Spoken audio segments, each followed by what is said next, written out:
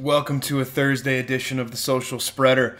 I am fired up today. I am so fired up today, and I swear it's got nothing to do with me going 5-0 against the spread in the NBA last night.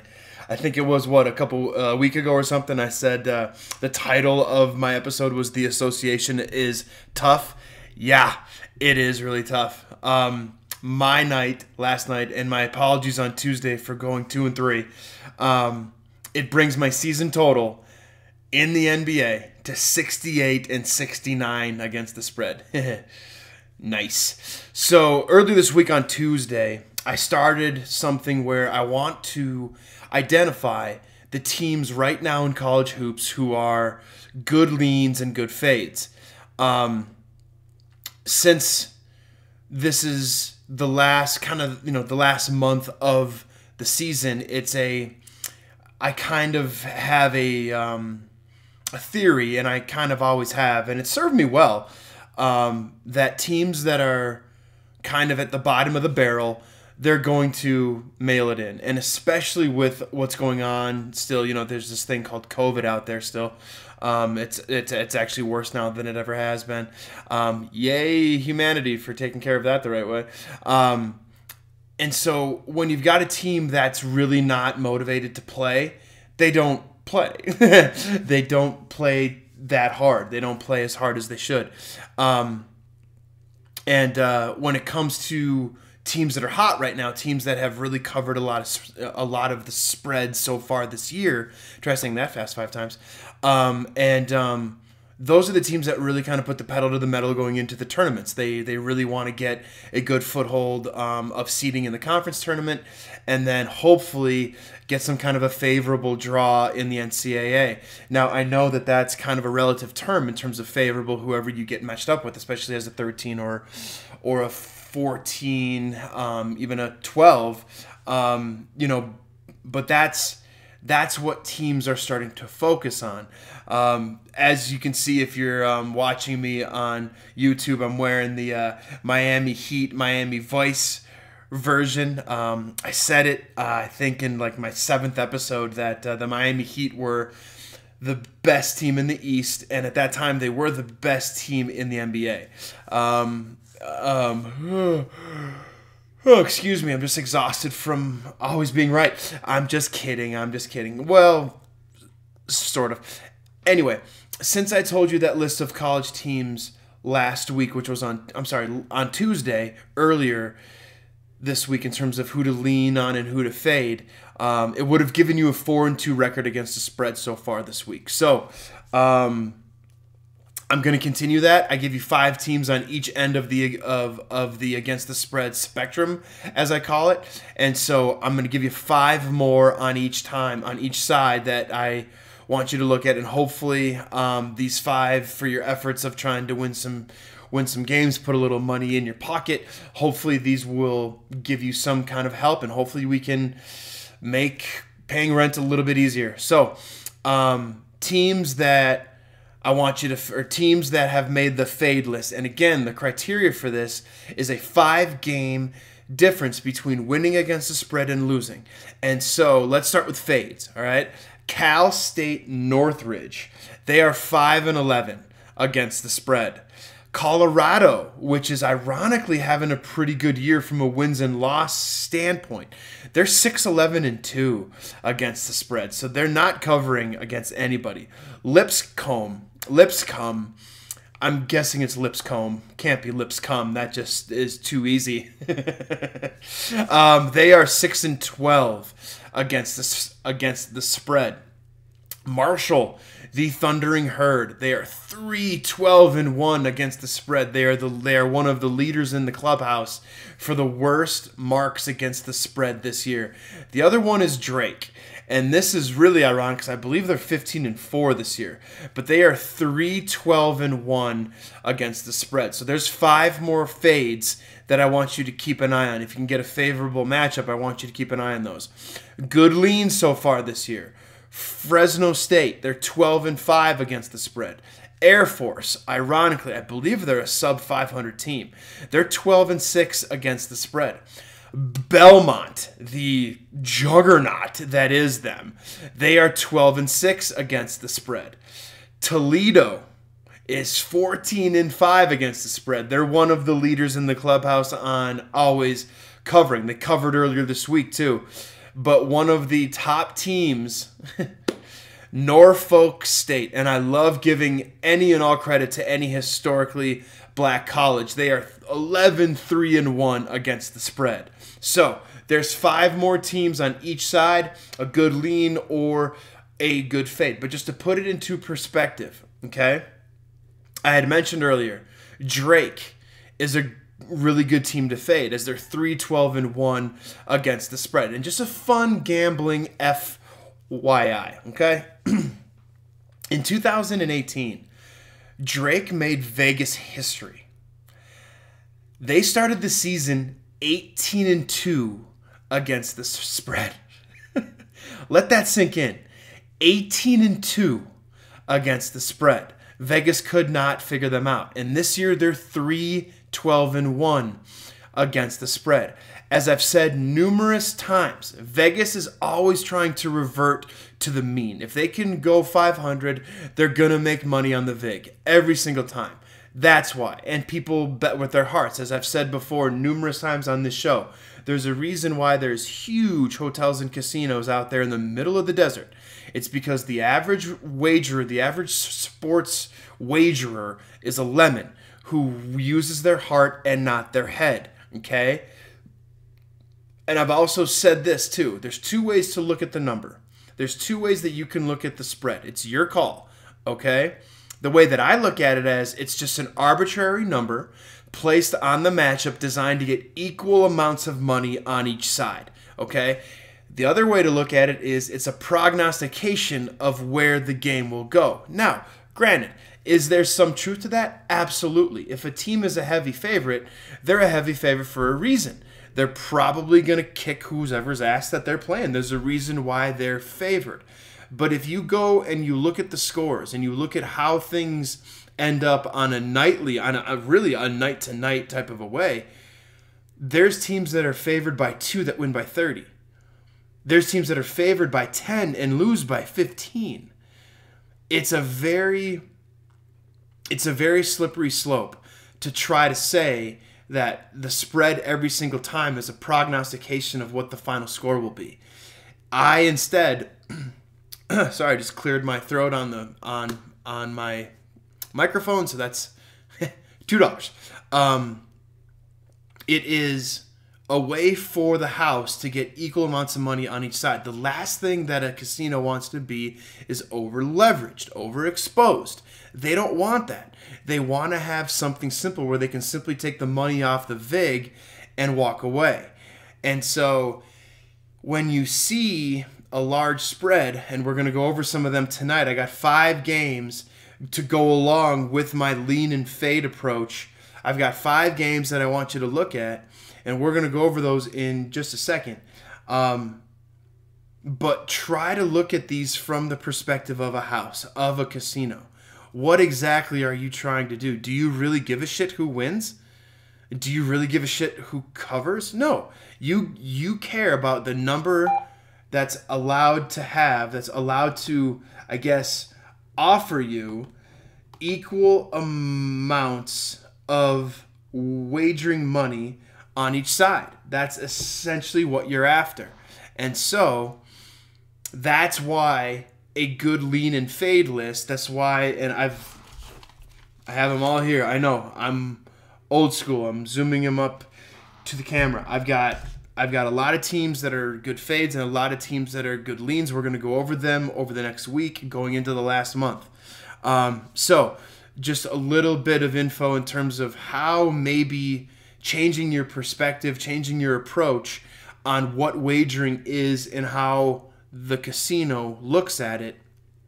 Perhaps that could maybe lead to more wins or less losses, whichever way that you want to look at it. So without further ado, it is time now for weekly reflections. As I said, this has been quasi-popular demand. If you can take this, if you understand it as kind of a joke, but really trying to identify just how fucked up a lot of things are in this world, then try to have some fun with it. And of course, my leanings and my opinions come through. But again, I don't want to keep you on the cliffhanger anymore. Let's do weekly reflections. John Stockton. Yes, that John Stockton. Yet another old white man who doesn't want to get vaxxed or wear a mask gets his tickets to the Gonzaga basketball games revoked. So he can no longer watch his son play sports, and his son does not have a shot playing in the NBA.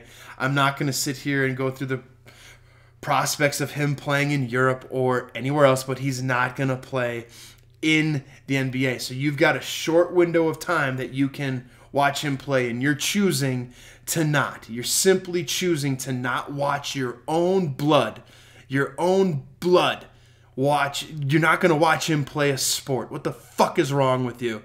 And so your views and your opinions and your horseshit are now more important than watching your son play a game. Good for you, John Stockton. Good for you. The fact that the only reason you're in the Hall of Fame is because you passed the ball to a rapist, man, you are really low, bro. You have got to really look yourself in the mirror. Get over yourself. You weren't that great. You played against scrubs, and you passed to a rapist. It's unbelievable. The pandemic of selfishness and stupidity is allowing an upper respiratory virus to roar on, and the fact that we can't even agree on facts, but we know that misinformation is killing people, and misinformation and some sort of misguided attempt to be some bullshit freedom fighter when there's actual countries out there that don't have freedom is costing someone who used to play in the NBA a chance to watch his son play. Good for you, little man. Good for you. California is finally, and this is about goddamn time, is the first state to finally require annual fees and liability insurance for every firearm that someone owns. Finally, we are making progress when it comes to gun control or some kind of attempt at gun safety in this country. And it's Florida time.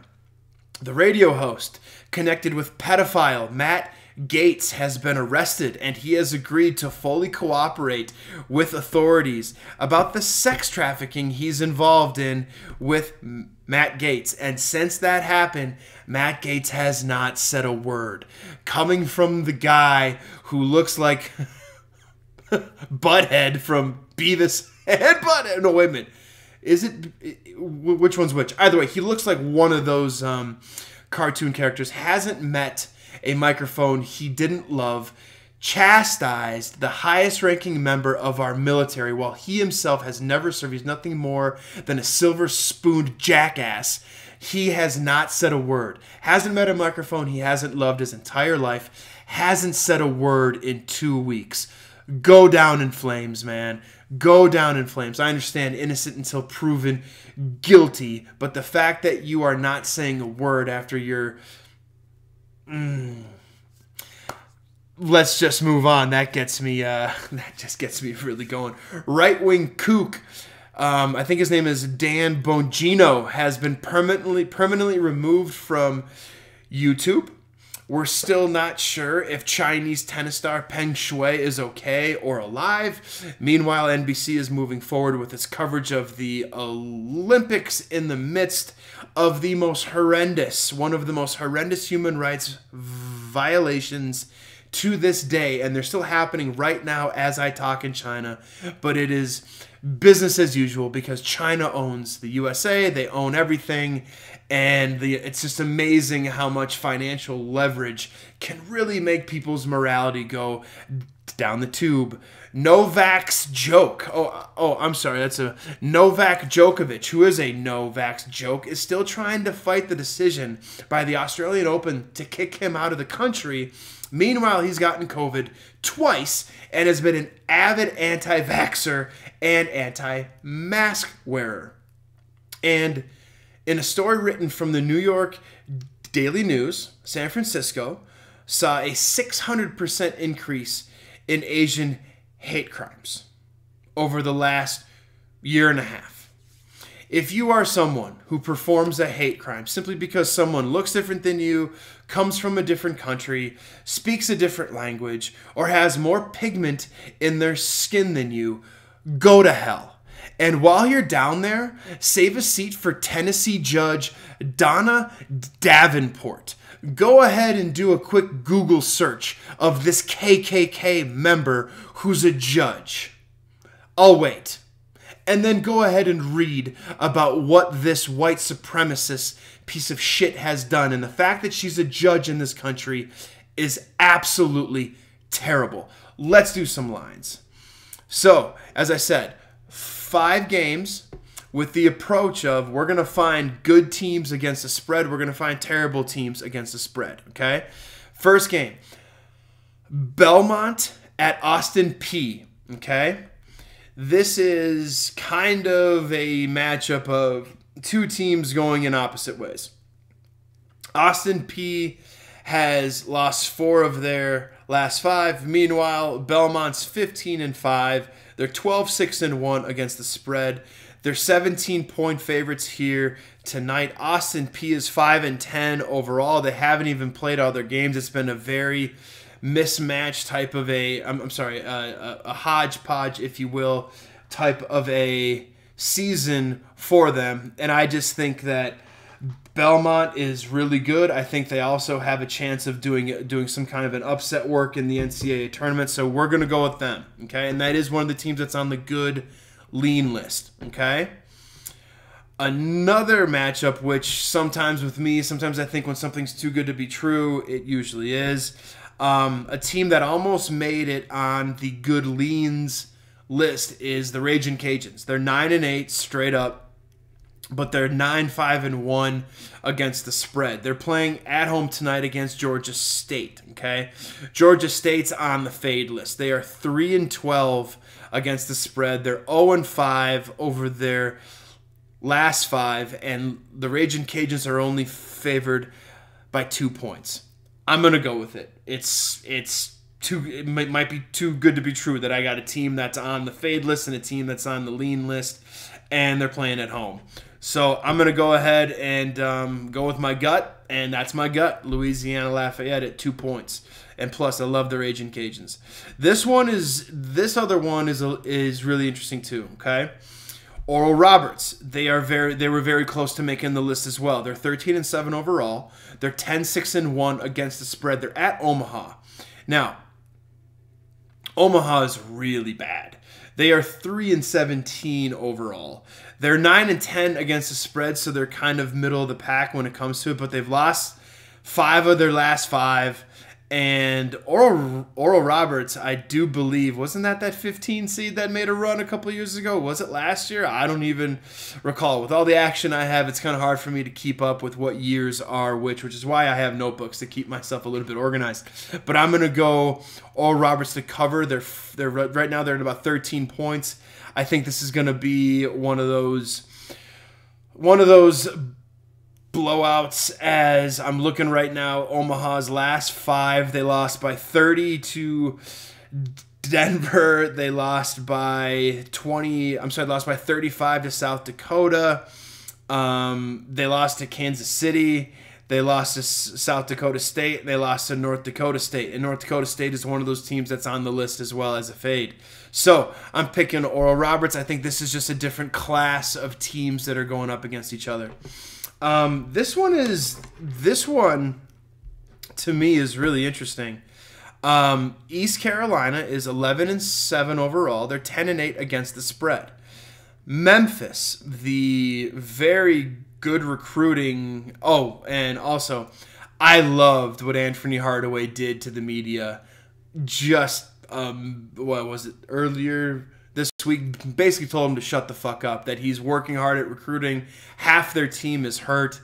And for people to not be, quote unquote, happy with his results, I thought it was great that he told all of them to shut the fuck up. Because there's a lot of people Peter Ducey in the media who really need to shut the fuck up. That you're simply not doing any good at all. And so I kind of really I loved what he did. And anytime someone takes a little bit of an irreverent stance and gives the middle finger to people, I'm there for it. As long as you are justified in your actions, I am there for it.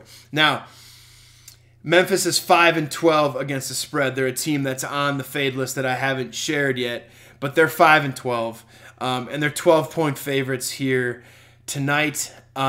East Carolina is really trying to bounce back, if you will, from their game against Houston. We don't need to really go over that, but in terms of averages, in terms of how these teams match up with each other, in terms of field goal percentage, rebounds, and all that stuff, they're very, very even. And so 12 points, I just think this is another case where Vegas hasn't figured out Memphis yet. Memphis should be better because of how good that they are and how talented that they are. But I'm going East Carolina. Another team that's on the list for good leans is UAB. They have been a juggernaut this year. They're 16-4 straight up, and they are 13-5 against the spread. I'm a little hesitant with this one. That's why I saved it for last. Western Kentucky. Now, this year's Western Kentucky football team made me a lot of money. They covered a lot of times. They did it real well. But I do think that this is kind of a matchup where Western Kentucky is just outclassed, and I think UAB is really good. I also think Vegas is a little bit confused in terms of Western Kentucky at home. It's generally a very hard place to play, which is why they're catching 3 at home. So UAB just needs to cover 3 on the road against a team that's against a 500 team that just lost to FIU, and on January 13th, UAB beat FIU by 30. So those are the 5. These are very consistent with those leans and fades list that I was going over. I'm going to continue to share the list. I'm actually going skiing tomorrow in Vail. I'm actually going to have some GoPro footage this time. I went to Winter Park last weekend, but it was we got like 10 inches of snow, so I was trying to shred some powder gnar, and you wouldn't have seen anything because I couldn't see anything. But it's supposed to be beautiful in Vail tomorrow, so I'm going there tomorrow, and hopefully I can have some fun with some videos and some pictures on my Instagram. I got my first interview next week with a guy who's a professional hooper, and yeah, man, there's a lot of good things that are going. I'm working on some things, so thanks for listening. Thanks for following. Go ahead and subscribe, rate, and review either on Spotify, Pandora, wherever iTunes, wherever you get your podcasts, and whatever action you have tonight as well for me. Good luck with your bets.